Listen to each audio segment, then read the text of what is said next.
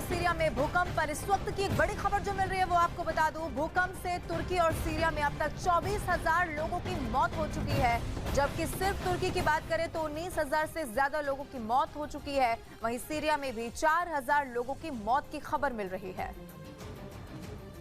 तो भूकंप से सीरिया में भले ही तुर्की के मुकाबले तबाही कम हुई हो, लेकिन सीरिया में मदद पहुंचने में काफी ज्यादा मुश्किलें भी पेश आ रही हैं।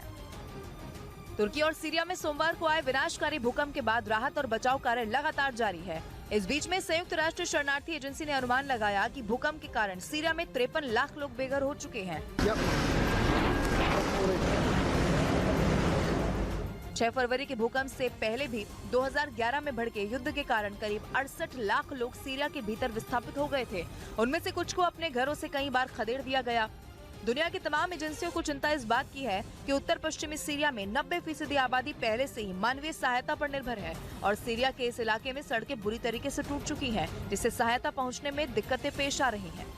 भूकंप से करा रहा सीरिया भारत से मदद की मांग कर रहा है और भारत ने भी सीरिया के लिए मदद की शुरुआत कर दी है।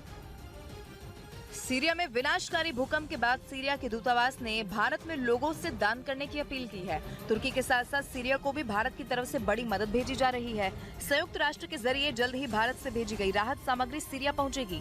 भारत की ओर से सीरिया में 30,000 synthetic sleeping mattress, 6,000 sleeping bag, 16 लालटेन और 900 तिरपाल भेजे गए हैं। भूकंप के तुरंत बाद सीरिया में भारतीय दूतावास ने दुनिया भर के लोगों से सीरिया की मदद करने की अपील की थी। इस बीच खबर है कि सीरिया के राष्ट्रपति बशर अल-असद पश्चिमी देशों से मदद नहीं मिलने पर भड़क गए।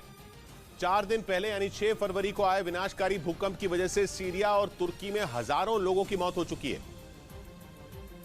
और इमारतों के मलबे में अब भी सैकड़ों लोग दबे हैं, जिन्हें निकालने के लिए दिन रात रेस्क्यू ऑपरेशन चलाया जा रहा है। इस भूकंप से सबसे ज्यादा तबाही तुर्की में मची है। हालांकि सीरिया में भी हालात काफी खराब है। मुसीबत की इस घड़ी में दुनिया भर के 70 से ज्यादा देशों ने तुर्की को राहत सामग्री और बचाव टीमें भेजी हैं, जबकि सीरिया को तुर्की के मुकाबले कम मदद भेजी जा रही है। और इसी वजह से सीरिया के राष्ट्रपति बशर अल असद ने पश्चिमी देशों पर जमकर अपनी भड़ास निकाली।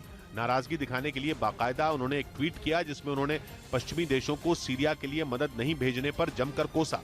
जबकि 2 दिन पहले इजरायल ने मदद का हाथ बढ़ाया था, लेकिन सीरिया ने उससे मदद लेने से इनकार कर दिया था।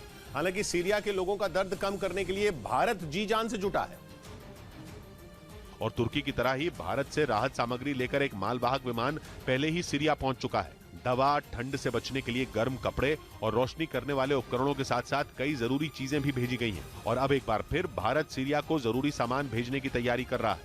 सीरिया के लिए हम राहत सामग्री भी तैयार कर रहे हैं। भूकंप आने के बाद सीरिया ने भारत से मदद की गुहार लगाई थी, जिसके बाद ऑपरेशन दोस्त के तहत भारत तुर्की के साथ साथ सीरिया को भी जरूरत का सामान भेज रहा है, ताकि भूकंप से प्रभावित लोगों को मदद मिल सके।